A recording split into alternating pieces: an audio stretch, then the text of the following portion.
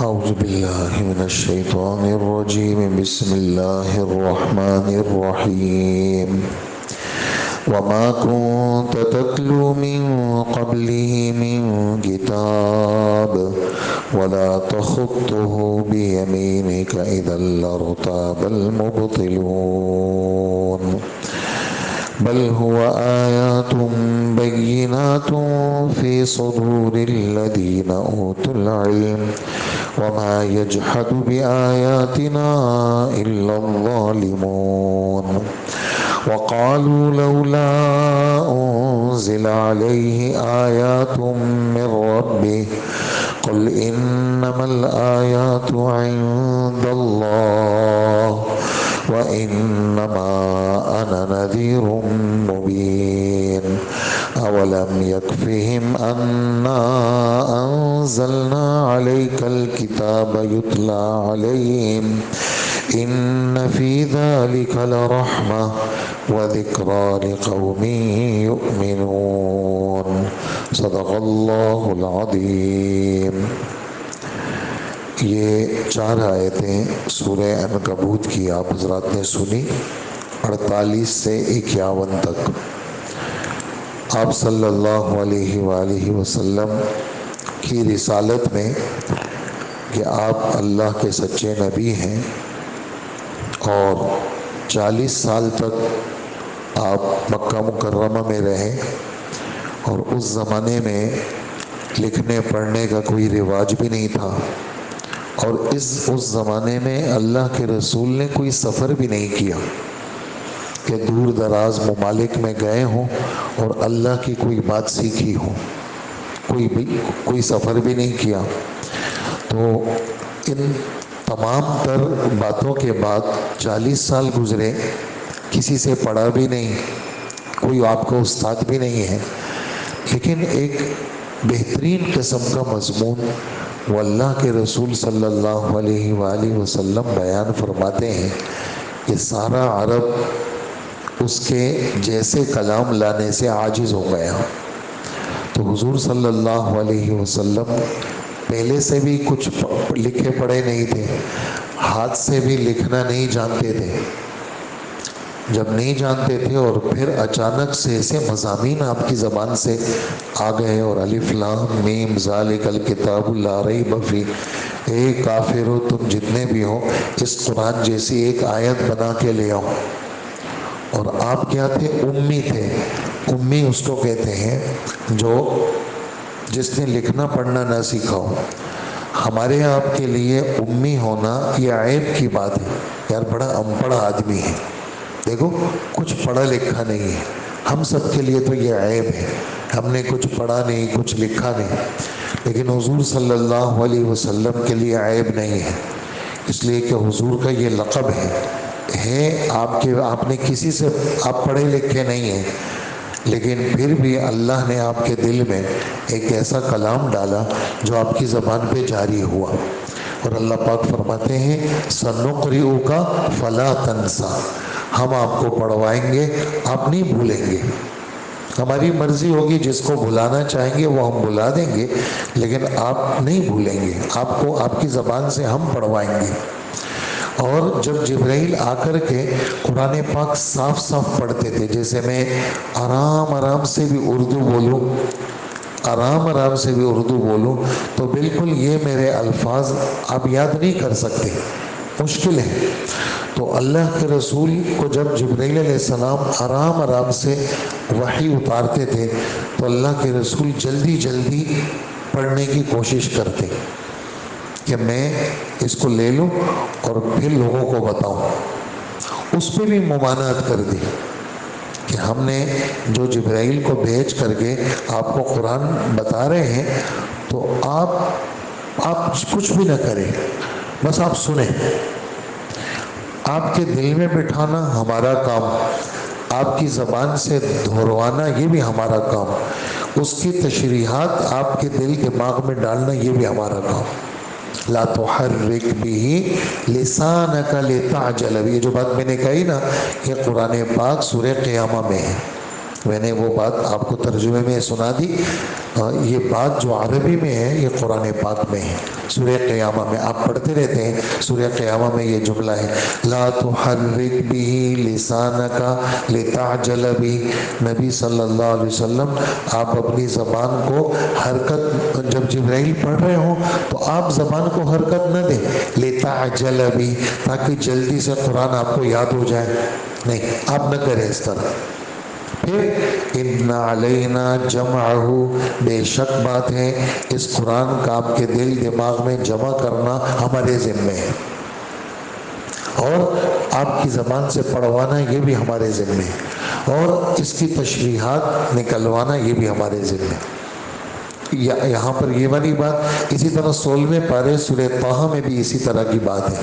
تو آپ لکھے پڑھے نہیں, لیکن پھر بھی ایسی زبردست آپ نے قرآن کو سنایا, تو آپ اللہ کے سچے رسول ہیں.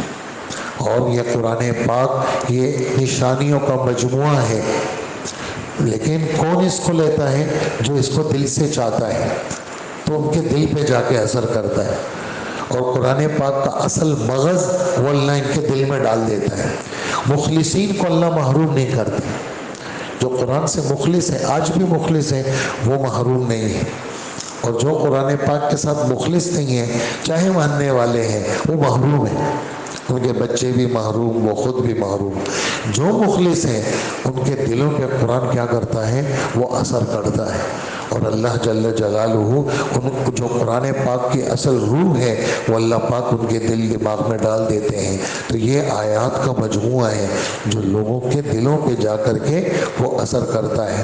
اور یہ کافر آپ سے یہ کہتے ہیں کہ کوئی نشانی, ہماری من مانی نشانی لے آؤ, تو اللہ جل جلالہ فرماتے ہیں یہ من مانی نشانی لانا, آپ کہہ دیں کہ میرے پاس نہیں ہے, یہ تو اللہ کے پاس ہے. اس لیے کہ جو معجزہ ہوتا ہے وہ نبی کے اختیار میں نہیں ہوتا. معجزہ مثال کے طور پر کافروں نے یہ جملہ کہا کہ آپ اوپر چڑھ جائیں, ہم آپ کو یوں دیکھیں گے, اور آپ جائیں اور آپ قرآن ہاتھ میں لے لیں, اور پھر جو ہے وہ نیچے اتریں, اور پھر ہم آپ کے پڑھنے پر پھر بھی بھروسہ نہیں کریں گے, آپ کے چڑھنے کو بھی ہم نہیں مانیں گے, اور جب لائیں گے ہم دیکھیں گے پھر ہم مانیں گے. اسی طرح مکہ مکرمہ تو بنجر جگہ ہے, آپ اس کے اندر نہریں جاری کروائیں, چشمے جاری کروائیں, اور انگور اور کھجور کے باغات جاری کروائیں, تو یہ فضول باتیں تھیں. تو اللہ جل جلالہ نے فرمائے کہ آپ ان کو کہہ دو میں تو انسان ہوں, میرے اختیار میں ایسی باتیں نہیں ہیں. پھر ایک اور بات جو میں نے وہاں بتائی تھی وہ یہ کہ معجزہ جب منہ مانگا کسی قوم کے پاس آ جاتا ہے اور وہ قوم اس کو نہ مانے تو اللہ کا نقد عذاب آتا ہے. انہی مکہ کے بہت سارے لوگوں کو اللہ نے مسلمان بنانا تھا. اگر منہ مانگا معجزہ آ جاتا تو اللہ, اور پھر وہ نہ مانتے تو اللہ کا عذاب اتر آتا. اس لیے انہوں نے اللہ پاک نے منہ مانگا معجزہ نہیں بھیجا تاکہ بہت سارے لوگوں کو ایمان کی دولت وہ عطا ہو جائے. اور آخری آیت میں یہ والی بات فرمائی کہ یہ آپ سے منہ مانگے معجزہ مانگتے ہیں, یہ قرآن پاک یہ معجزہ قیامت تک رہنے والا ہے, کوئی اس کو بدل نہیں سکتا. یعنی دنیا میں جتنے انقلاب آ جائے اور ساری دنیا میں کافروں کا قبضہ ہو جائے, پھر بھی قرآن کوئی نہیں بدل سکتا. وجہ قرآن کے ساتھ اللہ کی طاقت ہے. قرآن پاک کے ساتھ کس کی طاقت ہے؟ اللہ کی طاقت ہے. بہت سارے زمانے ایسے گزرے, پریس پہ پابندی لگ گئی, نعوذ باللہ قرآن پاک جلا دیے گئے اور حافظوں کو شہید کیا گیا, بہت کچھ ہوا ہے, لیکن اللہ نے اپنے کلام کی حفاظت کی. اور اللہ کر رہے ہیں اور کرتے رہیں گے. اللہ پاک کیسے کر رہے ہیں اس کا ہمیں بھی پتہ نہیں ہے. اللہ ہے, اللہ کا کلام ہے, خود اعلان کر رہے ہیں 14ویں پارے کے بالکل پہلے صفحے پر کہ بے شک بات ہے ہم ہی نے قرآن کو اتارا ہے, اور بے شک بات ہے ہم ہی قرآن پاک کے محافظ ہیں. تو یہ قرآن پاک جو پڑھ کے سنایا جاتا ہے یہ ان کے لیے کافی نہیں ہے, اس میں تو بڑی رحمت ہے, بڑی نصیحت ہے, لیکن کس کے لیے؟ جو دل سے مخلص ہو, یعنی مومن ہو. اس میں نصیحت بھی ہے، ہدایت بھی ہے، سب کچھ ہے قرآن پاک کے اندر۔ تو یہ آیتیں ہمارے نبی کی رسالت پر دلالت کر رہی ہیں کہ آپ تو اس قرآن سے پہلے آپ نے کسی سے کچھ لکھنا پڑھنا بھی نہیں سیکھا، اور آپ تو دائیں ہاتھ سے لکھتے بھی نہیں تھے تاکہ یہ کافر اس میں شک کرے۔ پھر بھی وہ شک کر رہے ہیں، جیسے 14ویں پارے میں ہے کہ ایک رومی مکہ مکرمہ میں کسی کام سے آیا تھا تو کہنے لگا یہ جو انگریز ہے نا، رومی، روم کا رہنے والا، نعوذ باللہ، حضور نے ان سے سیکھا ہے۔ تو اللہ جل جلالہ نے اس کا جواب بھی 14ویں پارے میں دیا ہے کہ ایسی بات نہیں ہے، اللہ کے رسول نے کسی سے نہیں سیکھا۔ جبرائیل نے، اللہ نے جبرائیل کو بتایا، جبرائیل نے آ کر کے بالکل صاف الفاظ میں قرآن پاک پڑھ کر کے سنایا، ہم نے حضور کے دل میں بٹھایا اور حضور نے تمہیں بتایا، تم سے لکھوایا بھی اور تمہیں یاد بھی کرایا۔ اور اس وقت سے پہلا شاگرد ابو بکر ہے، عورتوں میں خدیجہ ہے، بچوں میں حضرت علی ہے۔ ان پہلے شاگردوں سے لے کر آج تک یہ قرآن پاک بالکل صحیح رخ کے ساتھ چل رہا ہے۔ 1500 سال ہو گئے، جتنے سال بھی ہو جائے اللہ پاک اپنے پاک کلام کی کیا کریں گے؟ حفاظت کریں گے۔ تو یہ ہے ان آیتوں کا خلاصہ، وَمَا كُنْتَ تَتْلُو مِنْ قَبْلِهِ۔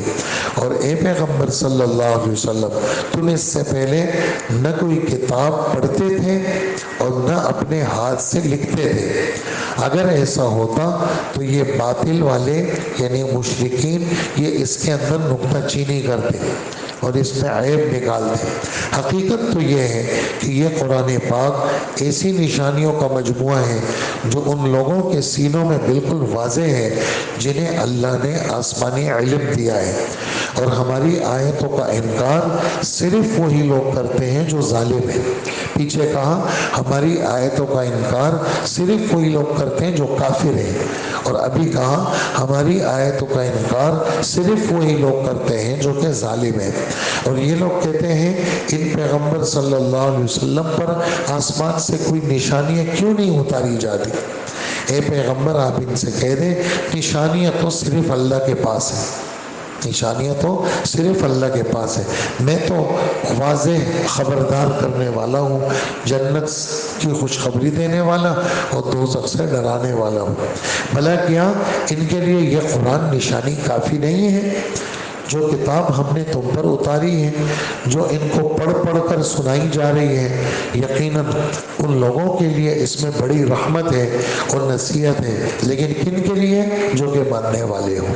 اللہ جل جلالہ ہم سب کو ماننے والوں میں شامل کرے اور محبت کرنے والوں میں شامل کرے، اور کافر اور ظالم لوگوں میں اللہ ہمیں شامل نہ کرے۔